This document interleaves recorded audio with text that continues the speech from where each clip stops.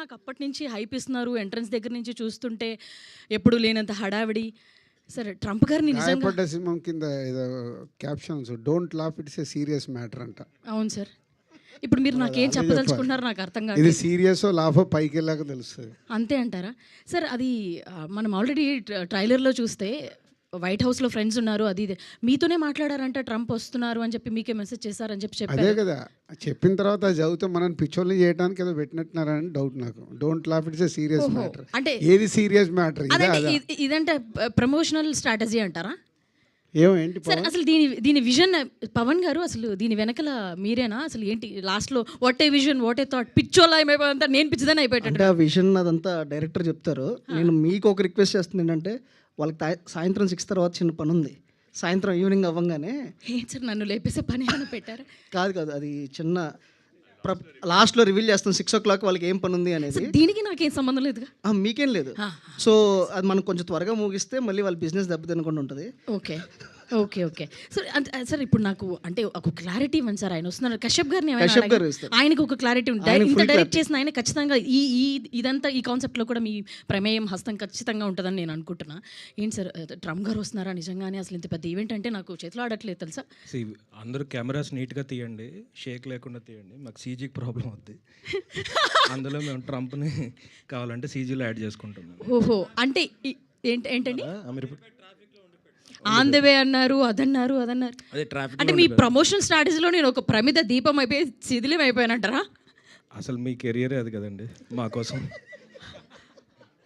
ఎంత మాట అన్నారు. ఇంతవరకు నన్ను ఇంతలా వాడుకొని ఇంత చేసి గన్మెన్లు పెట్టి ఏదేదో హడావిడి చేసి బిల్డప్ ఉండాలి కదండి కొంచెం.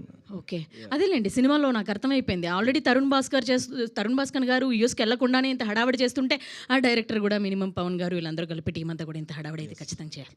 Okay fine. అయితే ఒకసారి మైక్ దిల్ రాజు గారికి సార్, మీరు ఫస్ట్ టైం యూఎస్కి వెళ్ళినప్పుడు మీ ఎక్స్పీరియన్స్ ఏంటి? ఒకసారి స్టాంప్ అంటే మీరు పెద్ద ప్రొడ్యూసర్, ఎన్నో సినిమాలు డిస్ట్రిబ్యూట్ చేశారు, బాగా డబ్బులు వచ్చేదంతా పక్కన పెడదాం. బట్ దానికంటే ముందుగా అంటే ఎప్పుడైనా ఫస్ట్ టైం మీరు విజిట్ చేసినప్పుడు 3 సార్లు నాకు వీసా రిజెక్ట్ అయింది. Oh my God. అయితే మా తరుణ్ భాస్కర్ గారి ప్రాబ్లమే మీకు వచ్చిందనమాట. తర్వాత 2009 అనుకుంటా మరో చరిత్ర షూటింగ్ అప్రూవల్ అయ్యాక అప్పుడు స్టాంప్ వేశారు నాకు. Okay, so first time I went in 2009 మరో చరిత్ర షూట్కి. అప్పుడు వెళ్ళారు. సో ఆ 3 సార్లు రిజెక్ట్ అయినప్పుడు మీ ఫీలింగ్ ఏంటి? అసలు ఏంటి? తొక్క వాళ్ళేంది ఇచ్చేది, ఇచ్చినప్పుడు పోదాంలే అనుకున్నాం. అంత సింపుల్. నేను కూడా అప్పటికే ఆర్యా బొమ్మరిలు తీసేసిన ప్రొడ్యూసర్, నాకు పెద్ద అది లేకుండా. ఓకే, అదన్నమాట మ్యాటర్. అయితే ఇక్కడ కూడా ఈయన యుద్ధం చేస్తున్నారు సార్. బట్ అది ఏంటి అనేది ఎప్పుడు అనేది ఈగో హర్ట్ అయి ఉంటుంది. ఎందుకు అనుకుంటున్నారు సార్ మీరు? అంటే తరుణ్ భాస్కర్ గారు అంతగా ఎందుకు వెళ్ళాలనుకుంటున్నారు యూఎస్కి? ఏమైనా మీకేమైనా ఎనీ ఐడియా? నెక్స్ట్ ఒక కథ రాస్తున్నాం, మళ్ళీ అది రివీల్ చేయాల్సి వస్తుంది. ఓకే అయితే వద్దులేండి, మేము వెయిట్ చేస్తాం దీనికోసం. వలస పక్షులని ఒక స్క్రిప్ట్ ఫైనల్ అయింది మేము చేయబోయేది. ఓకే అదే స్టోరీ. సార్ మీరు ఇప్పుడు అదన్నా నిజం చెప్తున్నారు సార్.